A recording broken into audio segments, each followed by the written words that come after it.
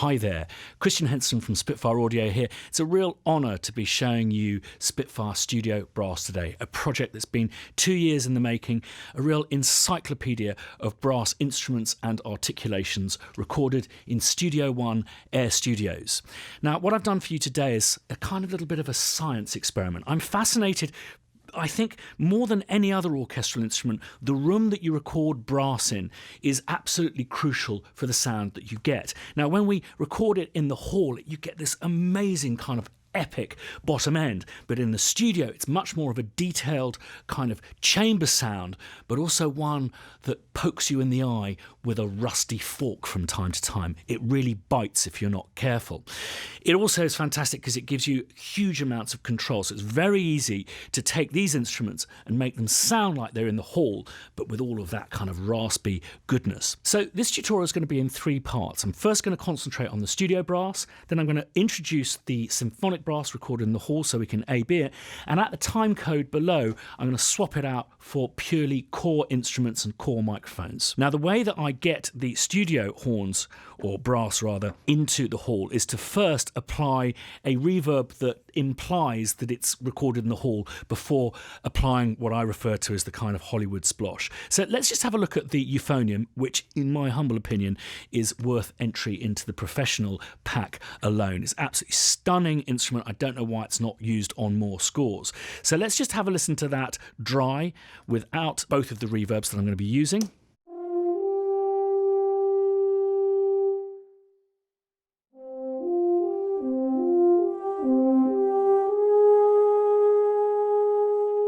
So personal, you can really hear the kind of the spit at the end of the lips going into the instrument. I'm using a combination of the first tree and the second close mic. It's just a preference of mine.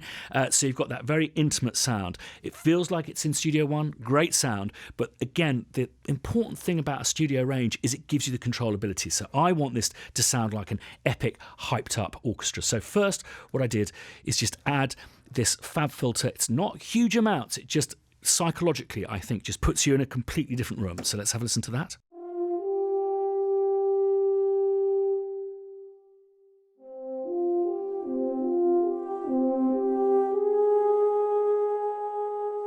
But to give it that really epic film kind of quality, I've also added my outboard TC reverb. So let's just have a listen to that.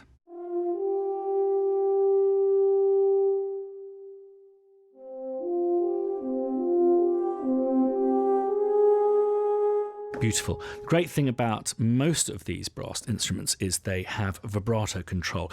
I haven't employed it on the euphonium because it has a slightly kind of drunken comedic quality. So let's have a listen to that with the vibrato. Let's put that all the way up.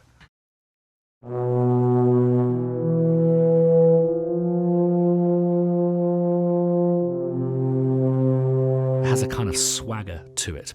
Okay, so I combined that with, I've got a hacked tuba, so basically it didn't go quite as low as I wanted it to. What I did is a bit naughty, but it is a contextual, hyped up kind of thing that we're doing here today. I tuned it down 3, so just a combination of those two. Let's have a listen.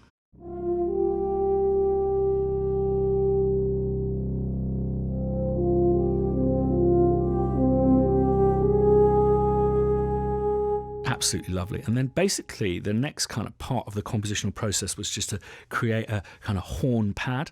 So let's just have a look down here at that part.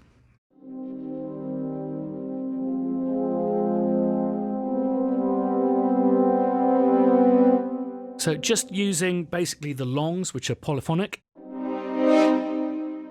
So with that kind of pad in mind, I also created a bunch of kind of bass lines using a mixture of bass bones, contrabass bones,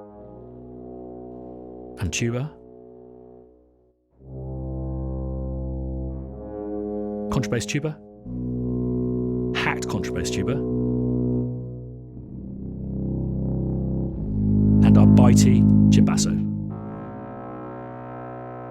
All kind of really swells up to a magic kind of moment here, which I've reinforced with these horn crescendi.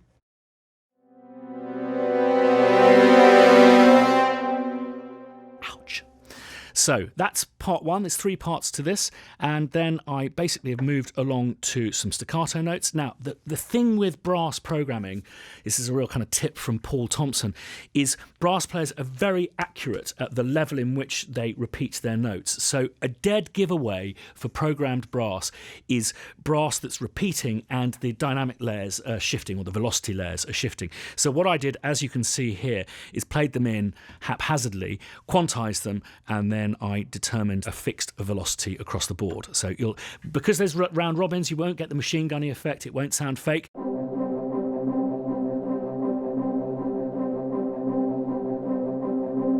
I've also got the solo 1 and solo 2 reinforcing that as well.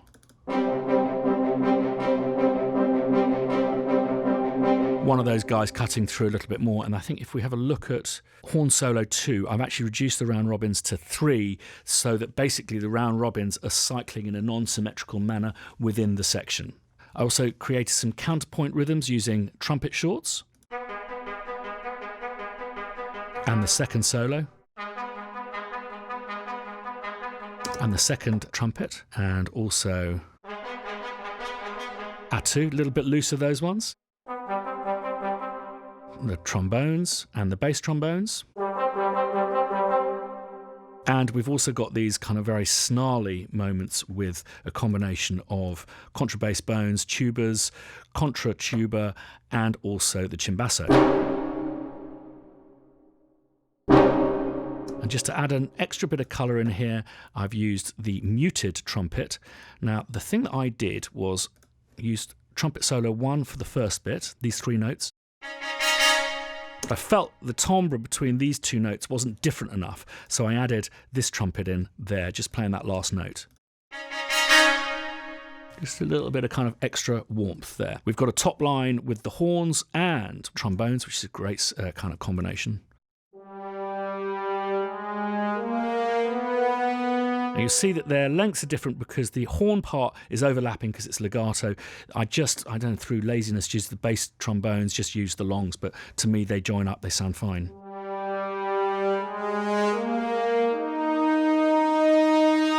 Great, good stuff. And then finally in this part, just a kind of ominous bass line.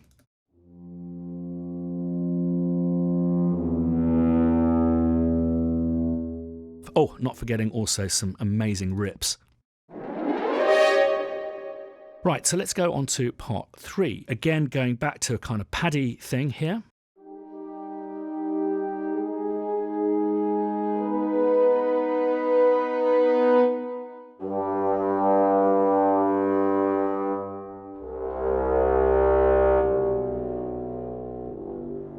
Similar kind of arrangement to the first bit. I've also got this fantastic fortepiano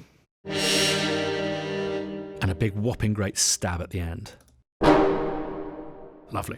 Okay, so that's basically the arrangement for just Studio Professional before we introduce the Symphonic. So I'm going to run that down as is so you can just hear just the studio on its own, so you'll really be able to tell the difference when I add the symphonic elements to give it that epic scale and bottom end. So let's have a listen to that.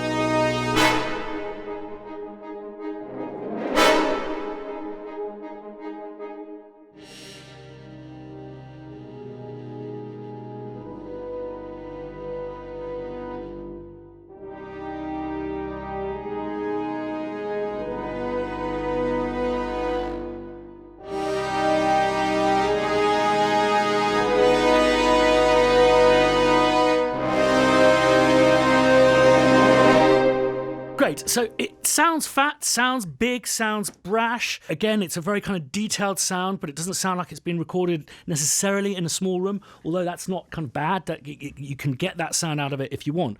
So let's start adding in some of the symphonic stuff, and so you can really get a sense of how the scale really alters with a bigger room, for the better, for the worse, and why this means for me I will not be able to go anywhere without both of these libraries, because I really want that kind of control. So the biggest and most obvious example of this is in the bottom end. So let's have a listen to what happens when we add in the symphonic contrabass tuba. So this is the hacked Studio one.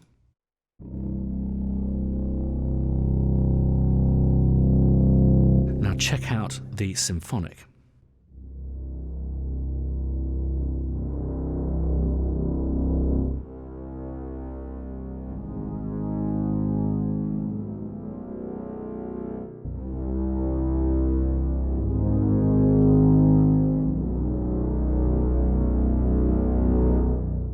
I think you'll agree there's a bit of a difference there. And again, you don't want that epic sound for everything, but this is where an arrangement like this, for me, the bright, raspy, rash stuff, the Studio Brass is really providing that, and the kind of epic, evil stuff, the symphonics. Let's just compare a couple more bits.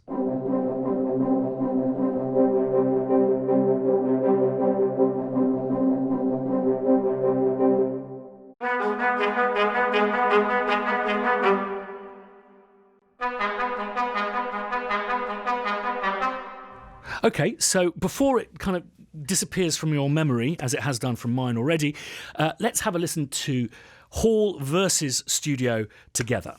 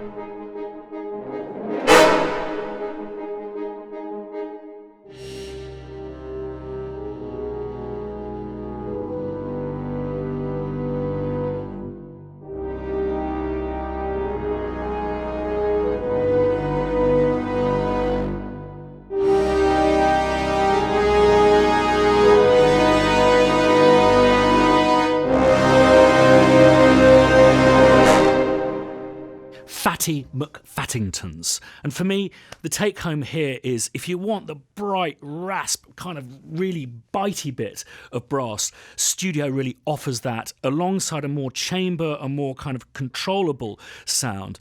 And the symphonic brass is amazing for providing that huge, epic, widescreen quality. If I'm losing some of you now because you're only interested in the professional version, thanks ever so much for watching. Links to the professional version in the description below. Right, on to Core. Okay, so the main difference with Pro and Core is largely the mic positions. And it's been interesting to actually swap these out. I'm still using the professional version, which is identical, but it just has less instruments and less mic positions. But the instruments you find in both Core and professional have the same number of articulations and features other than the mic positions. So all I've done is killed the close mics and adopted the tree only and pushed that to full level.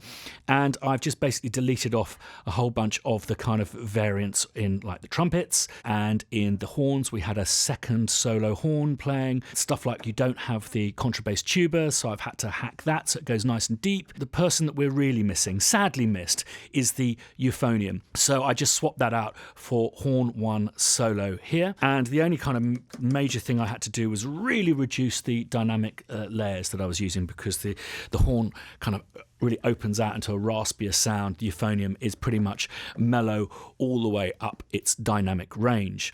Other than that, I think the conclusion, you'll probably agree with me on this, the conclusion I come to is I'd probably need to do a little bit of mastering, maybe a little bit of rearranging, because I think the mid area kind of gets a little bit out of control. So I'd either scoop that or look at the kind of mixture of instruments and the balance between them.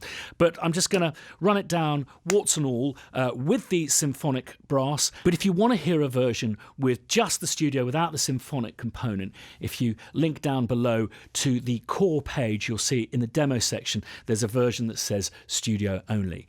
Thanks as always for watching. If you haven't subscribed yet, please do. And if you want to be notified the next time we put a video up, just ding that bell.